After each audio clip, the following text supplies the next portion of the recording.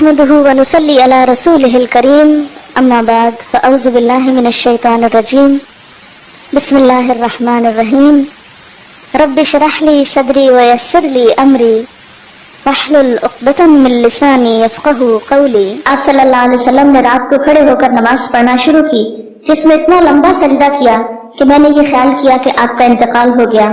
جب میں نے یہ دیکھا تو کھڑی ہو کر حاضر خدمت ہوئی اور آپ کے پیر کے انگوٹھے کو ہلایا تو وہ ہل گیا، تو میں سمجھ گئی کہ آپ زندہ ہیں۔ پھر کان لگا کر جب میں نے سنا تو سجدے میں آپ یہ دعا پڑھ رہے تھے، اے اللہ میں پناہ مانگتا ہوں تیری معافی کے ساتھ تیرے عذاب سے، پناہ چاہتا ہوں تیری خوشنودی کے ذریعے سے تیرے غصے سے، اور میں پناہ چاہتا ہوں تیرے عذاب اور قہر سے، اور تیری معافی کے ذریعے سے تیرے عذاب سے پناہ چاہتا ہوں۔ اور تو اتنی خوبیوں والا ہے کہ میں ان کو گن نہیں سکتا اور نہ تعریف کر سکتا ہوں۔ تو ایسا ہی ہے جیسا کہ تو نے اپنی تعریف کی۔ جب آپ نے سجدے سے سر اٹھایا اور نماز سے فارغ ہوئے تو مجھ سے فرمایا، اے عائشہ کیا تم نے یہ خیال کیا ہے کہ اللہ کے رسول صلی اللہ علیہ وسلم تیری خیانت کریں گے اور تیری حق تلفی کر کے غیر کے پاس جائیں گے؟ میں نے عرض کیا، یا رسول اللہ خدا کی قسم نہیں، لیکن آپ کے لمبا سجدہ کرنے کی وجہ سے میں نے خیال کیا شاید آپ کا انتقال ہو گیا ہے۔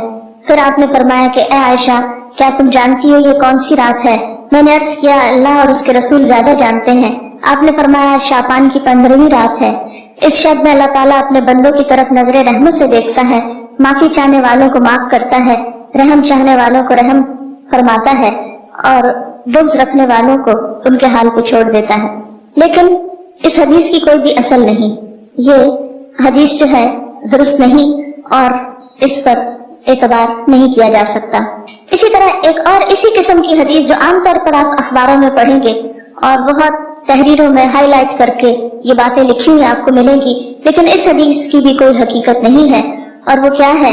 حضرت عائشہ نے بیان کیا کہ رسول اللہ صلی اللہ علیہ وسلم نے فرمایا کہ میرے پاس جبریل تشریف لائے تھے اور فرمایا آج کی رات شعبان کی 15ویں رات ہے، اس رات میں اللہ تعالیٰ قبیلہ کلب کی بکریوں کے بالوں کے شمار کے برابر دوزخ سے لوگوں کو آزاد کرتا ہے۔ اس رات میں مشرک کی طرف نظر رحمت سے نہیں دیکھتا، نہ کینہ پرور کی طرف دیکھتا ہے، نہ رشتہ کاٹنے والوں کی طرف، اور نہ ٹخنے سے نیچے پاجامہ لٹکانے والوں کی طرف، نہ ماں باپ کے نافرمان کی طرف، نہ شراب پینے والے کی طرف۔ تو اس کی بھی کوئی حقیقت نہیں ہے، یہ بھی بالکل ایک من گھڑت سی حدیث ہے، لیکن چونکہ یہ فضیلت کے بعد میں ہے اس لیے عام طور پر لوگ ان کو بے دریغ روایت کرتے رہتے ہیں۔ اسی طرح ایک اور موضوع حدیث انشاءاللہ علوم الحدیث آپ پڑھیں گے تو آپ کو اس کی پوری ہسٹری بتائی جائے گی۔ موضوع حدیث ایک اور بھی ہے کہ آپ صلی اللہ علیہ وسلم نے فرمایا جو شخص 15ویں شعبان کی رات میں 100 رکعتیں پڑھتا ہے تو اللہ تعالیٰ اس کی طرف 100 فرشتے بھیجتا ہے، 30 اسے جنت کی خوشخبری دیتے ہیں، 30 اسے آگ کے عذاب سے امن دیتے ہیں اور اسے دنیا کی بلاؤں سے دور رکھتے ہیں، اور 10 اسے شیطان کے دھوکے سے دور رکھتے ہیں۔ یہ بھی بالکل من گھڑت حدیث ہے اور ناقابل اعتبار۔ اسی طرح ایک اور روایت بیان کی جاتی ہے کہ شعبان کی 15ویں رات میں جو شخص 12 رکعت نماز پڑھے گا، ہر رکعت میں قل هو اللہ 30 مرتبہ، وہ نہیں مرے گا تا وقت اپنا ٹھکانہ جنت میں نہ دیکھ لے۔ Is it possible کہ کوئی شخص یعنی جنت دنیا میں دیکھ لے؟ کیونکہ حدیث میں آتا ہے کہ وہ ایسی جگہ ہے کہ کسی آنکھ نے اس کو دیکھا ہی نہیں، کوئی دماغ اس کا تصور نہیں کر سکتا، خواب میں بھی کوئی نہیں دیکھ سکتا، تو کہاں یہ کہ وہ دیکھ لے۔ یہ بالکل من گھڑت سٹوری ہے اور ناقابل اعتبار، اور اس کی سفارش اس کے گھر کے 10 جہنمیوں کے بارے میں قبول کی جائے گی۔ آپ خود سوچیں ذرا اس کی حقیقت پر کہ ایک شخص ساری زندگی 5 وقت نماز پڑھتا ہے، صدقہ خیرات کرتا ہے، جھوٹ سے بچتا ہے، حرام سے بچتا ہے، اس کے بارے میں تو کوئی ایسی خوشخبری نہیں سنائی گئی، اور کہاں یہ کہ ایک شخص ایک رات میں کھڑے ہو کر ایک رکعت میں 30 دفعہ قل هو اللہ پڑھ لے اور اس کے لیے اتنی بڑی بشارتیں کو دنیا میں جنت دیکھ لے اور 10 گھر والوں کو بچا لے کہ جن کے بارے میں جہنم کا فیصلہ ہو چکا۔ یہ بات تو عقل بھی نہیں مانتی، کہاں یہ کہ اس کے اوپر دین کے اعتبار سے کوئی اعتماد کیا جا سکے۔ پھر اسی طرح ایک اور موضوع حدیث ہے، شعبان کی 15ویں تاریخ کا روزہ 120 سال کے روزے کے برابر ہے۔ یہ بھی مشہور ہے بات، اور یہ بالکل جھوٹ بات ہے، یعنی 60 سال گزشتہ زمانے کے اور 60 سال آئندہ کے، اور یہ چیز بھی قابل اعتبار نہیں۔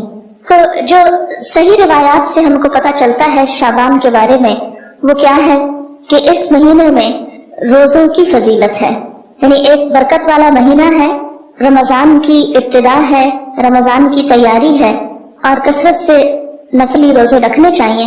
ہاں 15 شعبان کے بعد نفلی روزوں سے بھی روکا گیا ہے تاکہ رمضان کے لیے کمزوری نہ ہو اور رمضان کے روزے چھوٹنے کا اندیشہ نہ ہو۔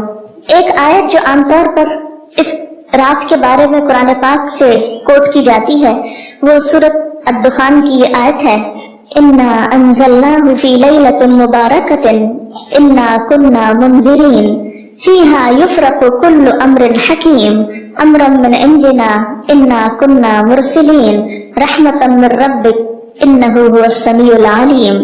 ترجمہ ہے اس کا، بے شک ہم نے اسے برکت والی رات میں اتارا ہے، بے شک ہم خبردار کرنے والے ہیں، اس میں بانٹا جاتا ہے ہر حکمت والا کام ہمارے پاس کے حکم سے، بے شک ہم بھیجنے والے ہیں تمہارے رب کی طرف سے رحمت، بے شک وہی سنتا جانتا ہے۔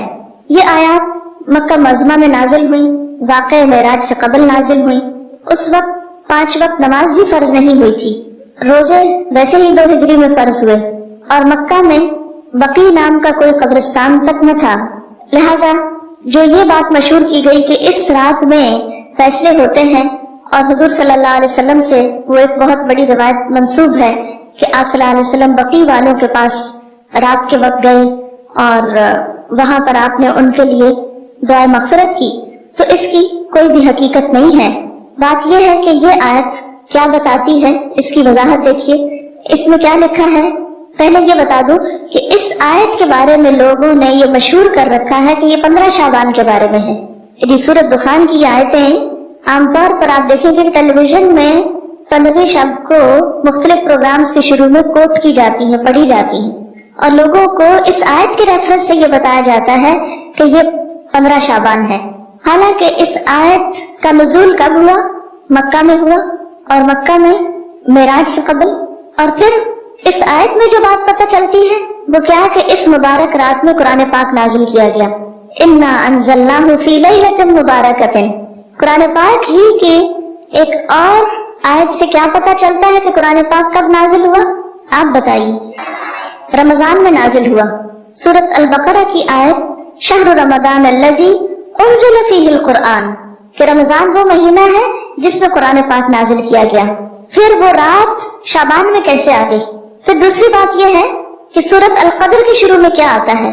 انا انزلناہ فی لیلۃ القدر، اور لیلۃ القدر کون سی ہے؟ وما ادراک ما لیلۃ القدر، لیلۃ القدر خیر من الف شہر تنزل الملائکۃ والروح فیہا باذن ربہم من کل امر سلام ہی حتی مطلع الفجر۔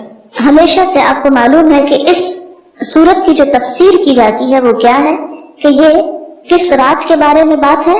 لیلۃ القدر کے بارے میں۔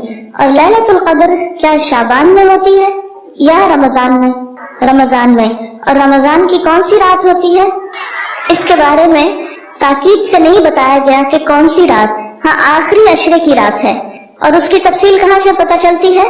حدیث پاک میں ہے کہ ایک مرتبہ آپ صلی اللہ علیہ وسلم گھر سے باہر تشریف لائے، دیکھا کہ 2 شخص باہم جھگڑ رہے تھے، آپ نے ان کی صلح فرمائی، پھر فرمایا کہ میں تمہیں ایک خیر کی بات بتانے نکلا تھا مگر تم جھگڑ رہے تھے، اس لیے میں وہ بات بتانا بھول گیا، صرف اتنا یاد ہے کہ وہ بات یہ تھی کہ وہ رات کب ہے، یعنی میں یہ بتانے کو آ رہا تھا کہ لیلۃ القدر کب ہے، لیکن تمہارے جھگڑے کی وجہ سے وہ مجھ کو بھول گئی، اب مجھے یاد نہیں، بس اتنا یاد رہ گیا کہ وہ برکت والی رات رمضان المبارک کی آخری 5 طاق راتوں میں سے ایک تھی۔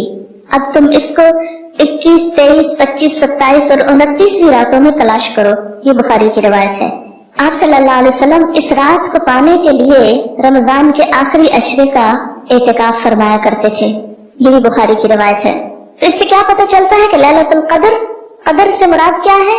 ایک تو قدر و قیمت کے معنی میں آتا ہے، دوسرا قدر سے مراد تقدیر بھی ہے کہ تقدیر کے فیصلے اس رات میں ہوتے ہیں، نہ کہ 15 شعبان کی رات کو۔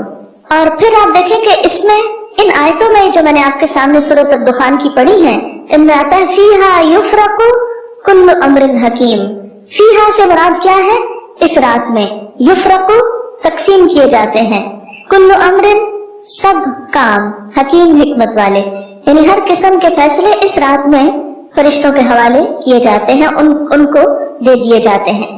تو اس سے بھی کیا پتہ چلتا ہے کہ سورۃ الدخان کی یہ آیت 15 شعبان کے بارے میں نہیں ہے بلکہ لیلۃ القدر کے بارے میں ہے، جس میں قرآن پاک بھی نازل ہوا اور جس میں لوگوں کی قسمتوں کے بھی فیصلے کیے جاتے ہیں۔